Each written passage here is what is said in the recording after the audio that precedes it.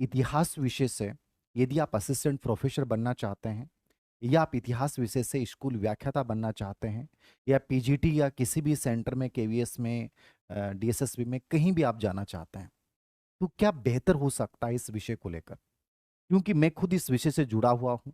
मैं इस खुद विषय से स्कूल लेक्चर भी बना हूँ, असिस्टेंट प्रोफेसर भी बना हूँ, और बहुत अच्छी रैंक के साथ बना हूँ। रिटर्न में मेरे हमेशा से इतिहास में बहुत शानदार नंबर आया है। मेरा खुद का ही मैं एक एक्सपीरियंस शेयर करूंगा आप लोगों के साथ, कोई बिना मार्केट की बातें, क्योंकि ये कुछ विषय ऐसे होते हैं। अब मान लीजिए हिस्ट्री की बात करें, पॉल साइंस की बात करें, ज्योग्राफी की बात करें, ठीक है, सोशोलॉजी की बात करें, ये जो ह्यूमैनिटीज के विषय होते हैं, इसमें आप जिस व्यक्ति से जो पूछेंगे, वो अपने अपने अकॉर्डिंग अलग अलग राय बताएगा, क्योंकि कहीं ना कहीं हर इंसान चाहता है कि मैं कुछ डिफरेंट बताऊं। तो इसलिए इसमें विभिन्न प्रकार के बुक्स के नाम आ जाते हैं, और बच्चे को ऐसा लगता है कि सर क्या मुझे इतनी बुक्स पढ़नी चाहिए क्या? मैं एकदम व्यवहारिक बात आपके साथ यहाँ करना चाहूंगा। जरूरी नहीं है कि आप रेफरेंस किताब पढ़ें और आप असिस्टेंट प्रोफेसर बन जाएं। जरूरी नहीं है कि आप 20 किताब पढ़ें और स्कूल लेक्चर में आप सिलेक्ट हो जाएं। और जरूरी ये भी हो सकता है कि मात्र आपने एक पतली सी बुकलेट पढ़ी, सभी पार्ट्स के अलग अलग, या एक समग्र, और हो सकता है कि आप असिस्टेंट प्रोफेसर या स्कूल लेक्चर बन जाए। गेम जो मैं आपको बताने जा रहा हूं बहुत सिंपल है, याद रखना। सिलेबस को आप आज प्रिंट आउट निकाल लीजिए, आज से ही अपने आप को झोंक दीजिए। मैं जो रणनीति आपको फॉलो करूंगा, मैं एक एक चीज जो आपको बताऊंगा, केवल उसको फॉलो कीजिएगा आप। ठीक है, यदि मेरे पे विश्वास है तो ईमानदारी से बोल रहा हूं, आप 1 साल के भीतर इनमें से किसी एक पद पे होंगे और आप कहेंगे कि सर 100% हमने ये किया और वही हुआ। ये मेरे इतिहास में आपको ये करना है कि मुझे ये कंटेंट लेना और इसको बार बार रिपीट करना है। आप याद रखिएगा, यदि 80% सिलेबस को आपने बहुत शानदार तरीके से कवर कर लिया, इतिहास में आप असिस्टेंट प्रोफेसर ही बन सकते हैं, स्कूल व्याख्याता ही बन सकते हैं। आप 100% के चक्कर में हो सकता है कि सब कुछ खो दें, याद रखना। कभी भी 100 नहीं हो पाओगे इतिहास में, याद रखना। ठीक है ना? कुछ चीजें यूं ही होती हैं जिनको अब आपको यहां संतुलित रवैया की मैं बात जो कर रहा हूं, ठीक है। जैसे मान लीजिए मैं इतिहास का बहुत पुराना स्टूडेंट रहा हूं, मतलब लगातार मैंने पढ़ा है और खूब मेहनत की है मैंने, लेकिन फिर भी मैं आपको एक इंसाइट देना चाहूंगा कि कुछ पार्ट को आप बहुत डिटेल्ड पढ़ सकते हैं, लेकिन कुछ पार्ट में आपको स्मार्ट तरीका अपनाना पड़ेगा इतिहास विषय में, यानी सरसरी तौर पे, या उसका बहुत कम कंटेंट के साथ आपको आगे बढ़ना पड़ेगा। यानी सभी को आप बराबरली बहुत बड़े बड़े ग्रंथों में उलझ के आप अपना समय खराब ना करें, याद रखना। ठीक है, ज्यादा विषय वस्तु दबाव क्रिएट करती है। अब देखिएगा, इतिहास से मुझे करना है सर, मैं जीरो हूं, शून्य हो आप, कोई दिक्कत नहीं है। जीरो हो तो पहली शुरुआत बच्चे को ये करनी चाहिए कि उसको एनसीईआरटी की बुक्स से शुरुआत करनी चाहिए। स्कूल लेक्चर बनना चाहते हैं, कॉलेज लेक्चर बनना चाहते हैं, सबसे पहली स्टार्ट आपको जो करना चाहिए वो मेरे अकॉर्डिंग, यदि आप जीरो लेवल पे हैं कि सर मुझे कुछ नहीं आता, इतिहास की एबीसीडी नहीं आती, कोई फर्क नहीं पड़ता। मैंने कहा, मैंने देखा कि अधिकतर वो बच्चे इतिहास में अच्छा कर पाए जिनके इतिहास था नहीं। कहने का मतलब है अच्छा रटाफिकेशन किया और बन गए। ह्यूमैनिटीज के विषय लगभग ऐसे ही हैं जिनको आप जितना सेल्फ स्टडीज से जितना रिवाइज करेंगे उतना सेलेक्ट हो पाएंगे, याद रखना। ठीक है, जीरो हैं, आपको 11 और 12 की एनसीईआरटी से शुरुआत करनी चाहिए, याद रखना। ठीक है, अब एनसीईआरटी से आप स्टार्ट करें, इनकी बुक्स लेके आए बेसिकली यहां से। ठीक है, एक चीज मैं और यहां जोड़ना चाहूंगा, एक चेतन भार्गव हैं, स्कूल लेक्चर हैं, बहुत मेहनती, गवर्नमेंट स्कूल में टीचर हैं। उन्होंने क्या किया है, 6 से 12 तक की पूरी इतिहास एनसीईआरटी का ओल्ड क्वेश्चन जो है, उसके जितने भी क्वेश्चन है ना, मतलब एक एक लाइन से प्रश्न बना दिए उन्होंने। ठीक है ना? तो चेतन भार्गव हैं, इनकी आप एक बुक आती है चेतन भार्गव की, आपने अवनी से निकाल रखी है, वो देख लेना, वस्तुनिष्ठ। ठीक है ना? ये आप इसलिए देख सकते हैं यदि आप ये नहीं पढ़ते हैं और आपको लगता है कि प्रश्नों की लैंग्वेज कैसे बनेगी, तो इन्होंने बहुत मेहनत की और लंबे समय तक 100% रिजल्ट ये अपने स्कूल में दे रहे हैं। तो चेतन भार्गव ने वस्तुनिष्ठ इतिहास लिखी है। ठीक है, और इसमें एक एक बिंदु में से सब प्रश्न उन्होंने बनाए, तो आप यहाँ हेल्प ले सकते हैं चाहें तो। बाकी यदि आप खुद मेहनत कर सकते हैं तो शुरुआत जो करें वो 11वीं 12वीं की एनसीईआरटी से करें, पहली चीज। ठीक है, दूसरी मैंने इसके साथ जोड़ी है चेतन भार्गव वस्तुनिष्ठ इतिहास, अवनी से आती है, याद रखना। इनकी एक ही बुक आती है, इनकी वस्तुनिष्ठ ऑब्जेक्टिव है, जितने भी क्वेश्चंस हैं हर टॉपिक वाइज 6 से 12 तक के इतिहास के कंप्लीट इन्होंने डाले हैं। नंबर 2, अब आपके दिमाग में आता है कि सर हम क्या अलग अलग पार्ट के लिए रेफरेंस किताबें पढ़ें? ठीक है, जैसे मान लीजिए मुझे प्राचीन भारत पढ़ना है, तो क्या प्राचीन भारत के लिए मुझे क्या देखना चाहिए? ठीक है, मध्य के लिए क्या देखना चाहिए, और आधुनिक के लिए, मॉडर्न के लिए मुझे क्या देखना चाहिए? सिंपल सी बात याद रखिएगा, मैं मेरा एक नज़रिया आपके साथ शेयर कर रहा हूँ कि मुझे प्राचीन भारत पढ़ना हो और मैं जीरो हूँ, तो मुझे कहाँ से शुरुआत करनी चाहिए? क्योंकि प्राचीन भारत का इतिहास एक इम्पोर्टेंट इतिहास है। मैंने क्या पढ़ा पहले मैं वो बता देता हूँ। मैंने यहाँ क्या पढ़ा है, केसी श्रीवास्तव, ठीक है? मैंने यहाँ केसी श्रीवास्तव पढ़ी है और इसको मैंने बहुत बार पढ़ी है। तो पहली किताब यदि मेरी कोई फ़ेवरेट किताब है प्राचीन भारत में बच्चे को पढ़ने के लिए, तो मैं ये सजेस्ट करूँगा कि केसी श्रीवास्तव बेस्ट किताब है। क्यों है?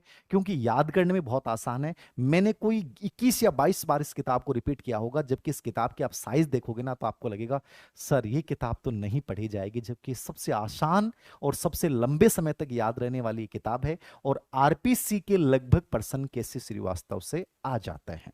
आरपीएससी में लगभग केसी श्रीवास्तव में आ जाते हैं। आरपीएससी के लेवल को कोई बहुत बड़ा भारी भरकम मत मानना आप कि इतिहास में पता नहीं असिस्टेंट प्रोफेसर में करना पड़ेगा तो पता नहीं कितना डीपली पढ़ना पड़ेगा। जो स्कूल लेक्चर में पढ़ रहे हैं वही असिस्टेंट प्रोफेसर में पढ़िए, ऐसा कुछ भी नहीं होता है कि उसमें बहुत गजब लेवल आ जाता है, ऐसा कुछ नहीं है। आपको समझ थोड़ी सी क्रिएट करनी है, बाकी कुछ भी नहीं है। केसी श्रीवास्तव प्राचीन भारत में मैं सबसे बेस्ट किताब मानता हूं, लेकिन आपके दिमाग में हो सर इससे भी कोई बेहतर किताब हो सकती है, तो इसमें आप पप्पू सिंह प्रजापत के साथ जा सकते हैं। पप्पू सिंह प्रजापत ने इसमें अच्छी मेहनत की है। इन्होंने जो किताब लिखी है वो केसी श्रीवास्तव भी है उसमें। बाकी जितनी भी एंशिएंट इंडिया पे किताबें चलती हैं, चाहे रोमिला थापर है, चाहे जो भी हैं, ठीक है, उपेंद्र सिंह है, सबका एक प्रकार से इन्होंने सार डाला है। लेकिन ये किताब बहुत लेंदी है। इस किताब को आपको पढ़ने के लिए एक बड़ा हिम्मतवान बनना पड़ेगा। हो सकता है कि आप 2 चैप्टर पढ़ने के बाद आपको लगे सर कौन पार पड़े, ठीक है। किताब नो डाउट बहुत अच्छी है, इसमें लगभग चीजें इन्होंने डाल रखी हैं, लेकिन इस किताब को पढ़ने के लिए समय भी चाहिए, हिम्मत भी चाहिए और याद करने की गजब की इच्छा शक्ति चाहिए। ये तीनों आप में हैं तो इस किताब पे आप जा सकते हैं। मेरे अकॉर्डिंग एंशिएंट में इससे बाहर कुछ भी नहीं आएगा। लेकिन यदि आपको इजी लैंग्वेज में, सरल भाषा में और बहुत ही ऐसा लगता है कि सर याद इजी भाषा में, तो वो केसी श्रीवास्तव बेस्ट किताब है। मेरी फेवरेट किताब केसी श्रीवास्तव है, क्योंकि हमारे टाइम में ये थे भी नहीं और अ, अब जो है सिर्फ हम पढ़ाने के दौरान भले ही इसका प्रयोग कर लें, तो आप लोग इनमें दोनों में से कोई भी किताब एक सिलेक्ट करके, लेकिन करनी एक ही याद रखना, ठीक है ना? क्योंकि इसको कर लिया तो इसकी जरूरत ही नहीं है, लेकिन इसको पहले एक बार देख लेना आप, आपको लगता है कि रियल में किताब, कोई डाउट, नो डाउट बहुत बढ़िया किताब है, इसमें कोई डाउट नहीं, याद रखना मैंने कहा, लेकिन आप में हिम्मत होनी चाहिए। डाटा बहुत है इसमें, अत्यधिक डाटा है, तो आपको यह पता होना चाहिए कि मुझे छोड़ना क्या और पढ़ना क्या है। यदि आपको यह नहीं पता है कि इसमें छोड़ना क्या है, पढ़ना नहीं है, तो आप भयंकर उलझ सकते हैं। बाकी किताब नो डाउट इससे बाहर कुछ नहीं आना है। बाकी किताब इजी लैंग्वेज में केसी श्रीवास्तव आप देख सकते हैं। आपको लगता है कि सर इन दोनों के अलावा भी कोई ऑप्शन हो सकता है क्या, तो एक किताब सौरभ चौबे की आप देख लें, ठीक है ना? सौरभ चौबे की किताब भी आप देख सकते हैं, ये बहुत ही छोटी सी किताब है, ठीक है ना? फैक्चुअल्स इसमें लगभग डाले हैं और मेरे अकॉर्डिंग 80 से 90% जो है चीज़ें यहाँ से आ जाती हैं, बाहर नहीं आती हैं। तो इन दोनों से भी आपको शॉर्ट एंड स्वीट पढ़नी है तो सौरभ चौबे पढ़ सकते हैं। बाकी मैंने कहा कि यदि आपको लगता है कि मुझे जारफ करनी है और प्रश्न बाहर नहीं होना चाहिए तो ये किताब आप देखिए, और इजी लैंग्वेज पढ़नी है केसी श्रीवास्तव बेस्ट किताब है, ठीक है। और सौरभ चौबे इन दोनों के बीच का मिश्रण है, एक प्रकार से आप इसको देख सकते हैं। मिडाइवल इंडिया में आएंगे, मध्यकालीन भारत में सर आपने क्या पढ़ा? मैंने जो पढ़ा वो 2 किताबें स्पेशली पढ़ी, हरीश चंद्र वर्मा पढ़ी और एलपी शर्मा को मैंने पढ़ा। मैंने देखा कि असिस्टेंट प्रोफेसर भर्ती परीक्षा में हरीश चंद्र वर्मा से एज इट इज उस किताब की लैंग्वेज तक को चेंज नहीं किया गया, वैसे के वैसे प्रश्न पूछे गए। यदि, मैंने वही बात कर रहा हूं, हरीश चंद्र वर्मा की लैंग्वेज बहुत हार्ड है, आपको ये समझना पड़ेगा। उसमें से कंटेंट क्या लेना है वो भी आपको पता होना चाहिए, मतलब समझ होनी चाहिए। समझ नहीं तो दिक्कतें होंगी। बाकी प्रश्न हरीशचंद्र वर्मा से लगभग एज इट इज लैंग्वेज वो की वो लैंग्वेज आती है, उस किताब की लाइन टू लाइन उठाई जाती है। तो आप हरीशचंद्र वर्मा को आप देख सकते हैं, याद रखना इसमें। और दूसरा एलपी शर्मा, एलपी शर्मा जैसे मैंने कहा यहाँ किसी श्रीवास्तव है, वैसे एलपी शर्मा इजी लैंग्वेज, मुझे जो आसान लगी वो एलपी शर्मा लगी। बहुत आसान है, इजी भाषा में आप तैयार कर सकते हैं, लगभग चीजें कवर कर लेती है। आरपीएससी में तो लगभग चीजें कवर कर लेती है। बाकी हरीशचंद्र वर्मा से एज इट इज प्रश्न उठाए जाते हैं, और ये दोनों भी आप नहीं पढ़ पाते हैं तो मिडाइवल इंडिया में सौरभ चौबे ने दोबारा से अच्छी मेहनत की है, आप सौरभ चौबे के साथ जा सकते हैं। छोटी सी किताब है, पतली सी किताब है, लगभग फैक्चुअल इन्होंने शामिल किए हैं, ठीक है। एक जो मध्यम मार्ग अपनाया है ना वो इन्होंने अपनाया है, तो सौरभ चौबे के साथ आप जा सकते हैं मिडाइवल इंडिया में, ठीक है। तो मिडावल इंडिया में H C Verma, L P Sharma और सौरभ चौबे, इन तीनों किताबों को मैंने बताया है। मैंने ये दोनों पढ़ी हैं, याद रखना। मैंने अभी सौरभ चौबे को भी देखा है। Saurabh Choubey short and sweet आप किताब देख सकते हैं, इसको अच्छी किताब है, याद रखना। लगभग चीजें कवर कर लेता है, ठीक है ना। और आप सब कुछ पढ़ भी नहीं सकते, याद रखना। सब कुछ मिडावल इंडिया में सब कुछ याद भी नहीं रहता है, तो आप इसको देख सकते हैं। आधुनिक भारत की यदि अपन बात करें, मॉडर्न इंडिया की, मैं ये मानता हूं कि मैंने मॉडर्न इंडिया में यशपाल बी एल ग्रोवर को, यशपाल ग्रोवर को, इनको पढ़ा था, याद रखना। वो किताब मेरी ठीक थी, लेकिन उस समय के हिसाब से वो किताब ठीक थी, ठीक है। और उसमें से पर्सन भी आते थे, कोई दिक्कत नहीं है। लेकिन मैंने उसके साथ कृष्णा रेड्डी की गाइड भी, क्योंकि जो नेट के लिए स्पेशली आती थी, मुझे नहीं पता आजकल आती कि नहीं आती है, बट वो लगभग अच्छे जो लेवल के प्रश्न होते थे वो कृष्णा रेड्डी की गाइड से आ जाते थे, जो स्पेशली मेग्रा हिल पब्लिकेशन की थी। तो मैंने मॉडर्न इंडिया में बी एल ग्रोवर, यशपाल के साथ जो है, स्पेशली सुमित सरकारे मैंने पढ़ी, बट आप मत पढ़िएगा, इतनी चीजें आपको नहीं पढ़नी, याद रखना, ठीक है। आप स्पेशली जो है वो किसके साथ चले जाएं कि इसमें आप एक संतुलित दृष्टिकोण ये अपना सकते हैं। मेरी सीधी सी राय इसमें ये है कि इजी लैंग्वेज में तो, इजी भाषा में तो वो है बी एल ग्रोवर वाली, ठीक है, मॉडर्न इंडिया। लेकिन आप ये चाहते हैं कि बी एल ग्रोवर के साथ जो है वो आपकी पूरी मॉडर्न इंडिया कंप्लीट हो जाएगी, ये पॉसिबल नहीं है, याद रखना। ये पॉसिबल नहीं है कि आप बीएल ग्रोवर के साथ, यशपाल के साथ आप कंप्लीटली इसको कवर कर लेंगे मॉडर्न इंडिया को, ये पॉसिबल नहीं है। सब प्रश्न इसमें से आ जाए, नहीं। मैंने इसमें कहा कि संतुलित रवैया ये अपनाया था कि आधुनिक भारत में मैंने कृष्णा रेड्डी को पढ़ा था, ठीक है। अब कृष्णा रेड्डी अब आती कि नहीं आती मुझे नहीं पता, बट बहुत अच्छी किताब थी उस समय के लिहाज से, ठीक है। लास्ट तक मेरी ये एक विशेषता रही कि मैंने किताबों को चेंज नहीं किया। इससे क्या होता है, आत्मीयता लगी रहती है। कैसे श्रीवास्तव को लाल पीला कर दिया, उसी को पढ़ा मैंने। असिस्टेंट प्रोफेसर के लिए भी 18 के लिए मैंने उसी को पढ़ा। मतलब एक प्रकार से आप ये देखिए, कृष्ण रेड्डी को मैंने लगातार साथ रखा, ठीक है ना। किरण कंपटीशन को मैंने लगातार साथ रखा, ठीक है ना। जैन विश्व इतिहास में जैन माथुर को मैंने लगातार, जब यूनिवर्सिटी में डिपार्टमेंट के दौरान जब उसको पढ़ता था, उसी को साथ रखा। कहने का मतलब है उन किताबों से एक आत्मीयता रहती है और आपको लगता है पढ़ रखी है, रिवाइज हो जाती है। तो कहीं ना कहीं किताबें इतिहास जैसे विषय में कम से कम चेंज करनी चाहिए। तो मैंने ग्रोवर और कृष्णा रेड्डी के साथ किरण कंपटीशन को जो है वो आधार बनाया था आधुनिक भारत के लिए, और मेरा आधुनिक भारत में कभी कोई प्रश्न गलत नहीं हुआ इनको देखने के बाद, ठीक है।